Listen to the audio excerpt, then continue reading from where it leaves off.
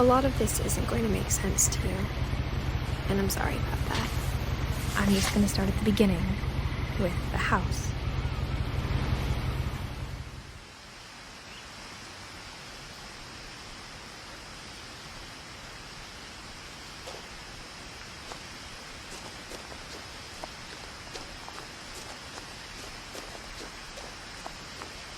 I lived here until I was 11, but I wasn't allowed inside half the rooms.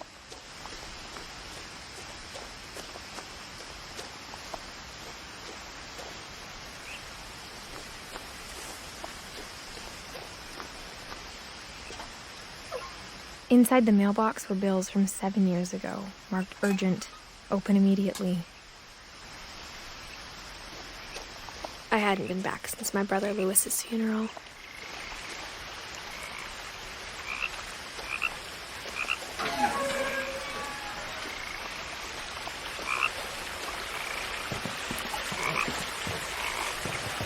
In her will, my mother left me a key, but didn't tell me what it unlocked.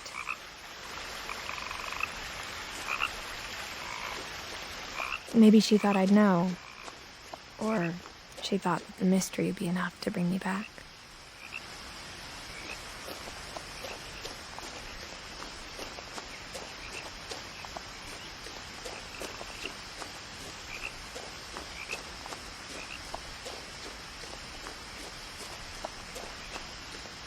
No one had driven this way in a long time, but I saw a few hoof prints.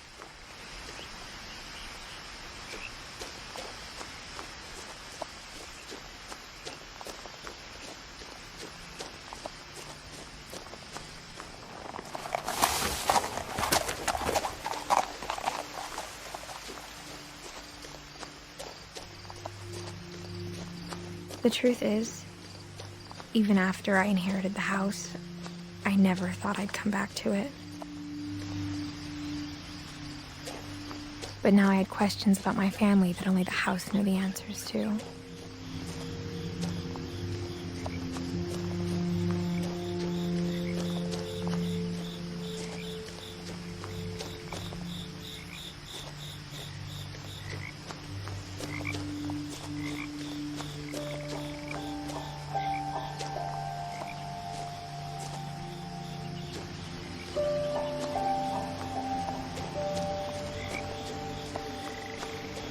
The house was exactly like I remembered it, the way I'd been dreaming about it.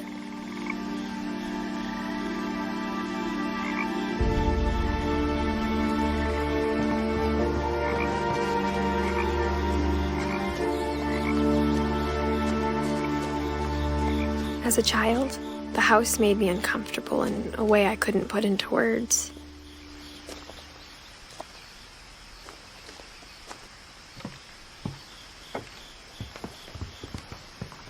Now, as a 17-year-old, I knew exactly what those words were.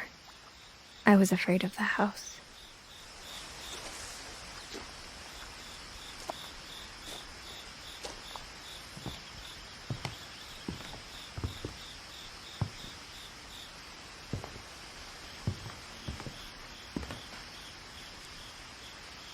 I hoped the key might unlock the front door.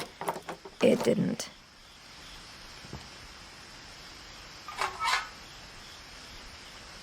Looking in, I felt like the house itself had been waiting for me.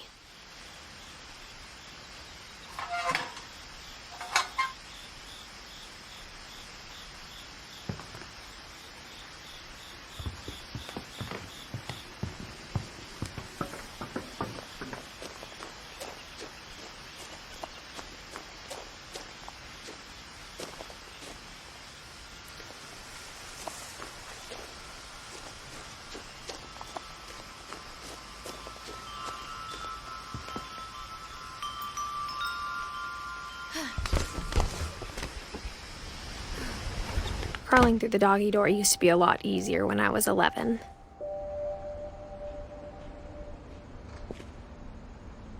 The power had been turned off the night we left.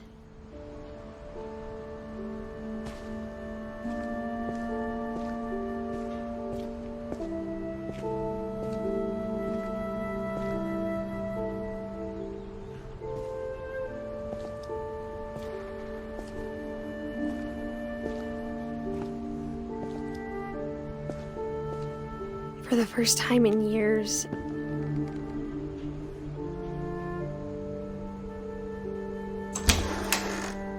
I felt like I was home.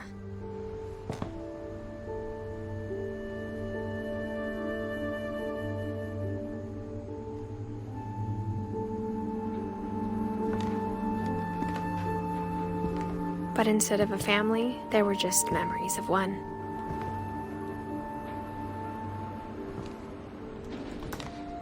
Like how only one restaurant would deliver to our house, so we had Chinese a lot.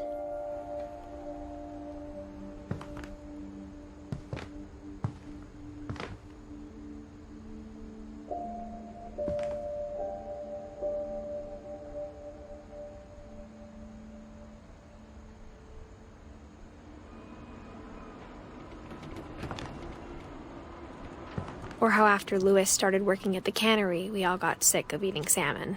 Except our cat, Molly.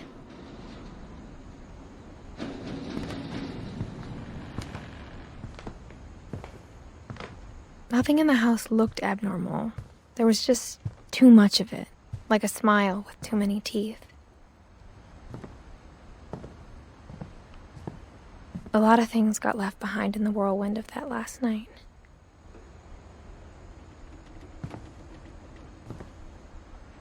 My mom wasn't much of an optimist, but she never stopped believing that my brother Milton was alive.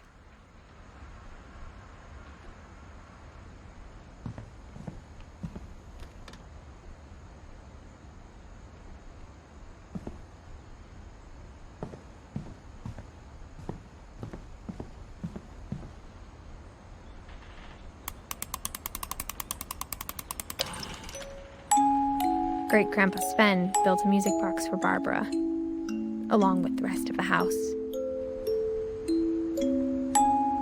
Mom always told me to stay out of the basement, so I wasn't too surprised when the key didn't fit.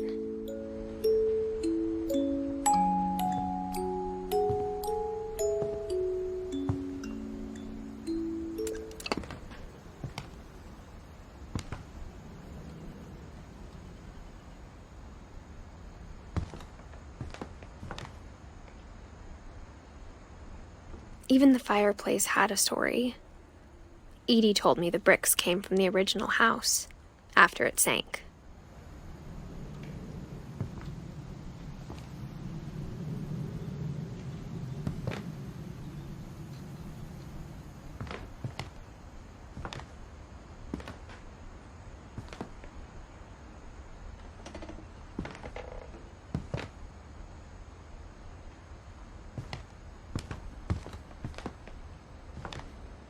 The table was still a wreck from the night we left.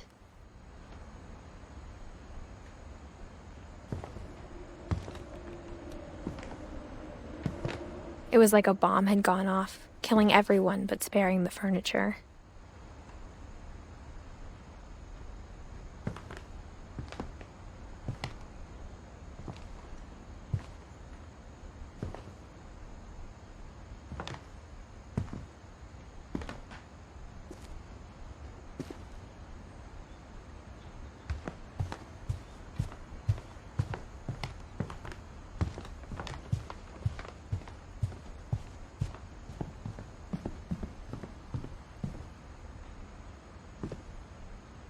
After Milton disappeared, Mom sealed up all the bedrooms. Then Edie retaliated and drilled peepholes.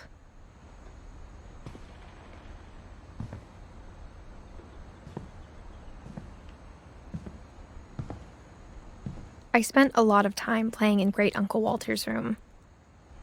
I think my mom sometimes regretted not sealing it up.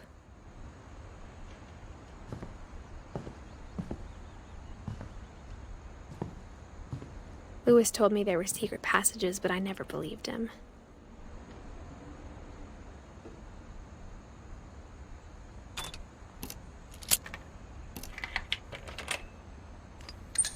Turns out, my mom was really good at keeping secrets.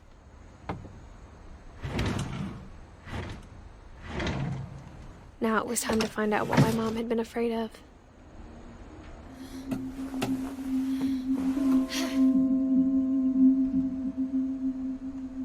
From From the paintings on the wall, it was clear my brother Milton had been here before me.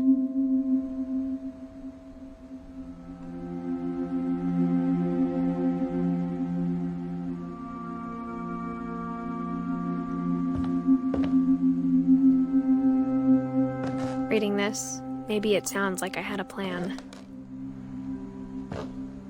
But I had no idea what was behind that door.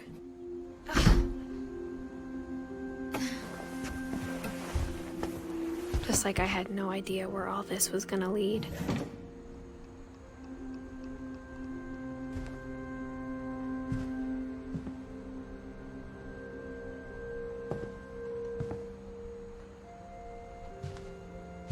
I grew up looking at Molly's room through the peephole.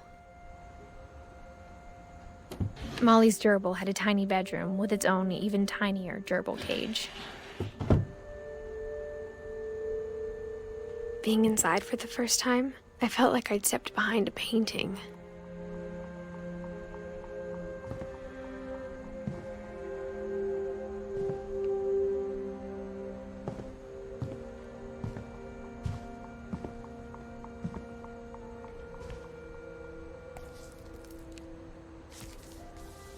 December 13th, 1947.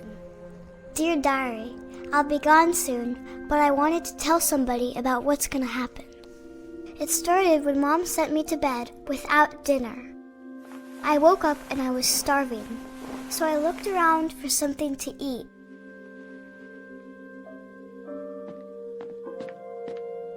The gerbil food was dry, but I didn't mind it.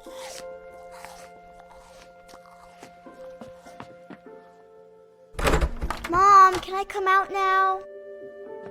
Sweetheart, it's late. Go to sleep.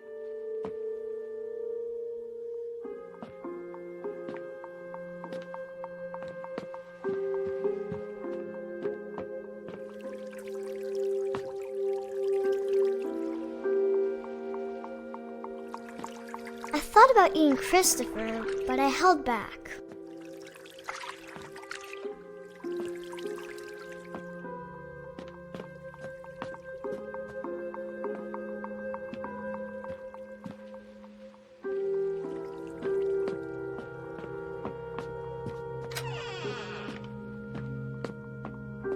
I kept eating and eating.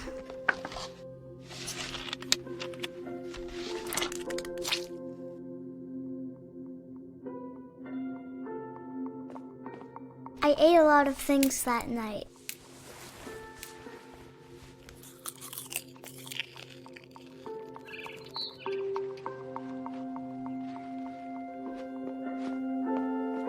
Then I heard chirping outside my window.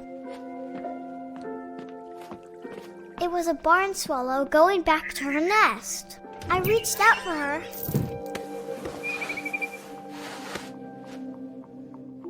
And suddenly, I was a cat.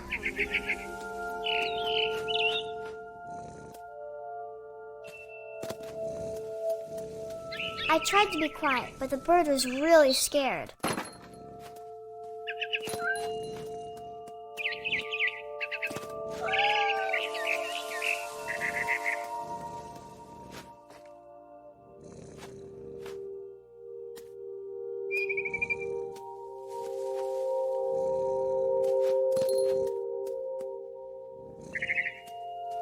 Mom and Dad didn't even look at me.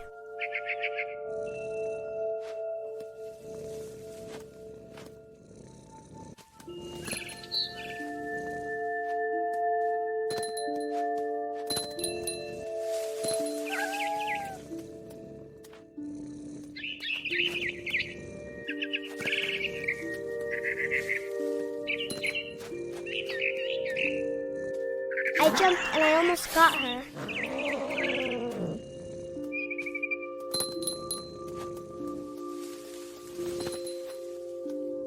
I could tell she was getting really tired.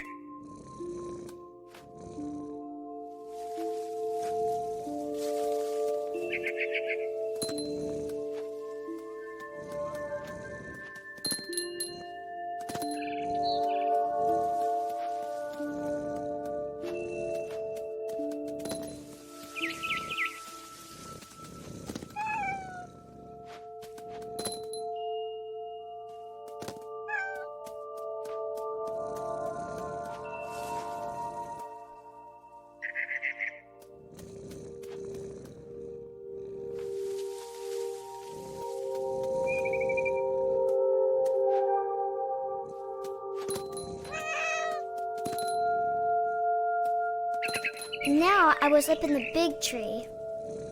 I promised Dad I wouldn't climb it anymore. All I cared about was eating that mama bird.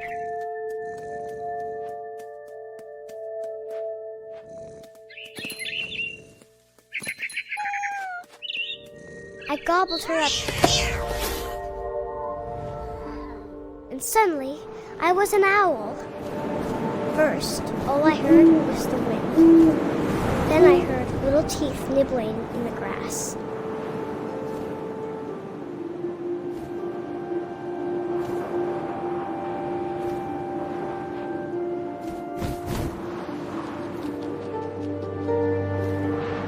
Rabbits.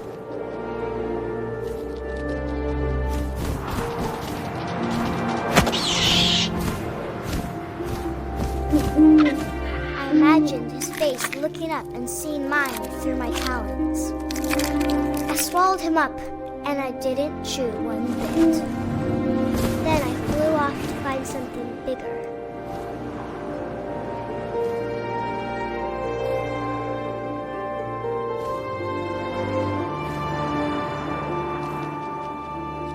A mama rabbit.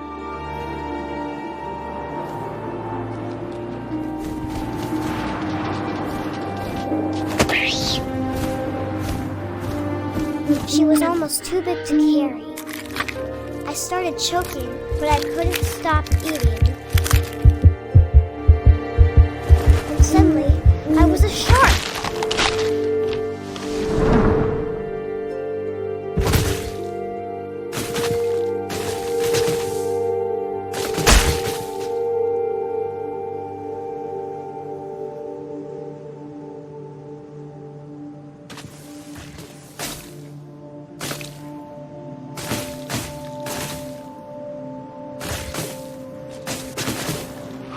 I rolled off a cliff and into the ocean.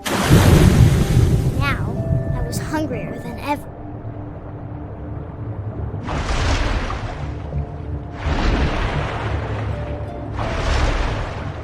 I wanted fat, juicy seals.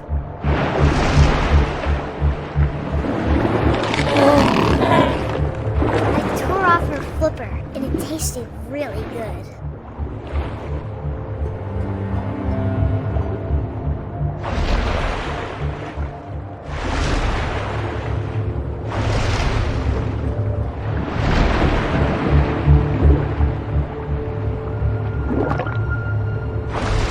Grabbed on tight.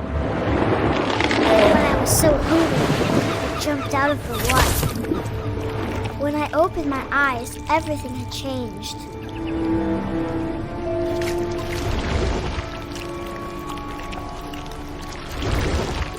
Now I was a monster, and I smelled people everywhere.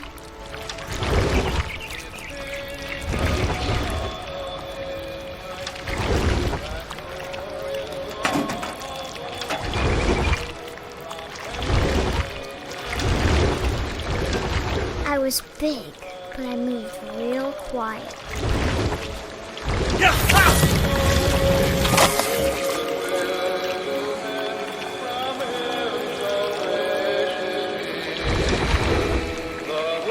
I wanted to stop, but also I didn't.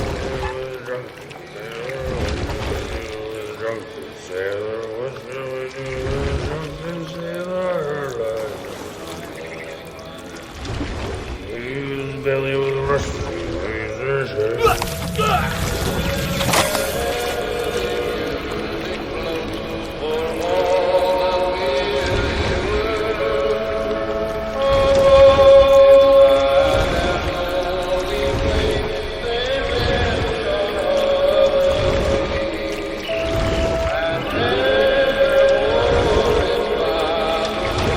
After the last passenger, I was still hungry.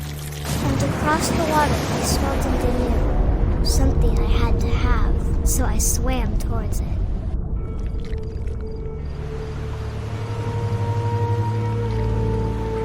I slithered onto the sand, and the good smell went into an old pipe.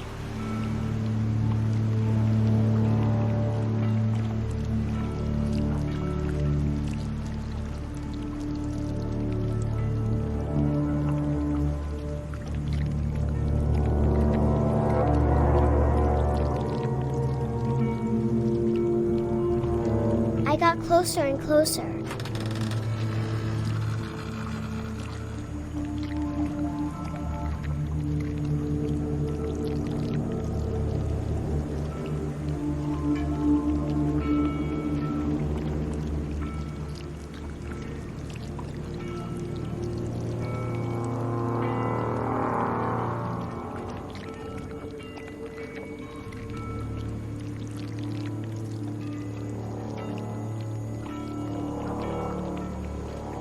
All of my stomach started growling.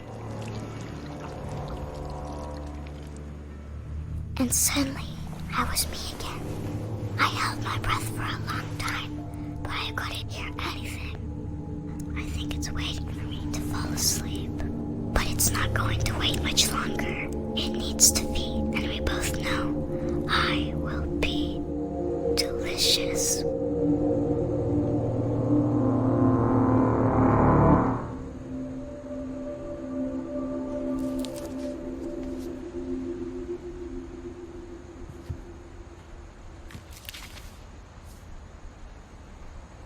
I'm not sure if I believed all of that, but I'm sure Edie would have.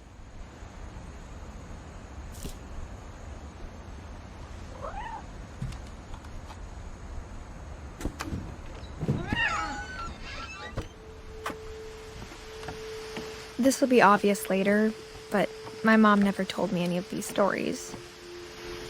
Edie would have, but Mom didn't like bringing up the past. Though, when we adopted a stray kitten, she was the one who named it Molly. I spent a lot of time in Great-Grandma Edie's room.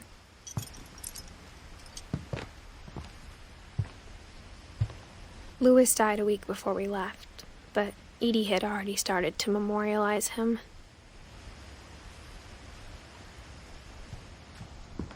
Her room was like a museum. For 500 years, the Finches have been famous throughout Norway for their fortune and misfortune. Odin Finch buries the latest victims of the family curse, his wife Ingeborg and their newborn son, Johan. On January 7th, 1937, he set sail with his family and his house, hoping to leave the curse behind. But 40-foot waves off the coast of Washington send the house and Odin to the bottom of the sea. Odin's daughter Edie, with husband Sven and baby Molly, step ashore on their new home, Orcas Island. Odin Finch is the first to be buried in the new family cemetery. His daughter Edie is already dreaming of a new Finch house.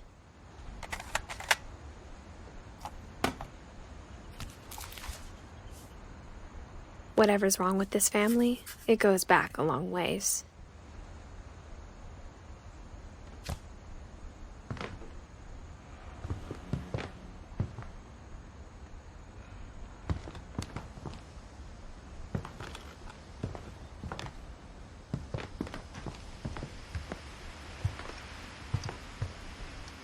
Edie gave a big interview about a mole man living under the Finch house.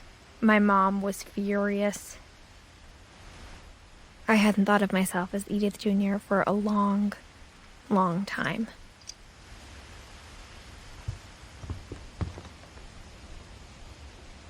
When Edie told people Sven was killed by a dragon, she could also have said he was building a dragon-shaped slide that collapsed. She could have, but she didn't. Even in her 90s, sometimes Edie seemed a lot younger than my mother.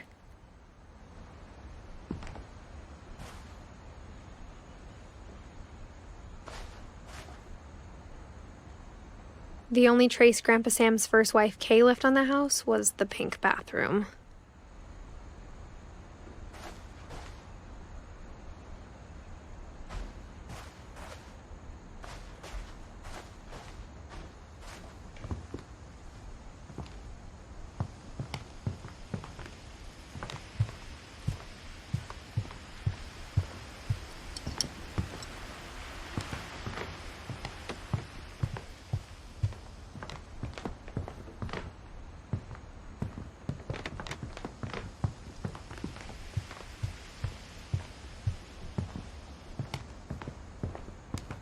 It was a pretty big trace.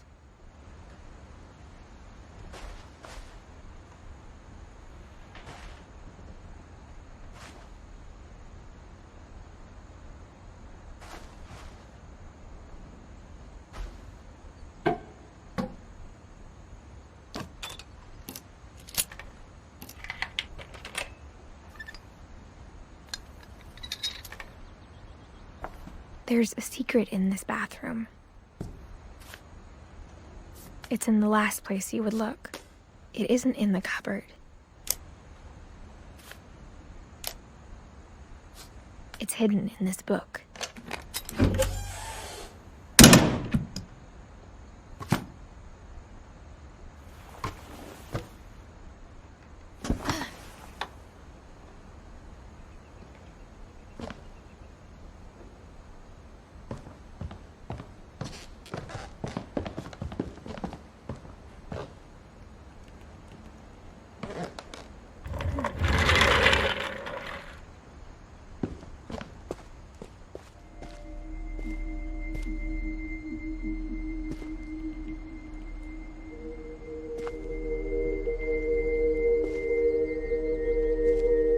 I knew Grandpa Sam had a twin,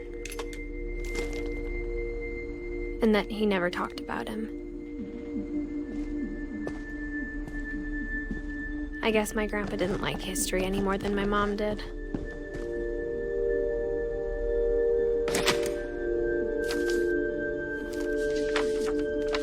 How I Want to Remember My Brother by Sam Finch. The thing I remember is that when he made up his mind, that was it.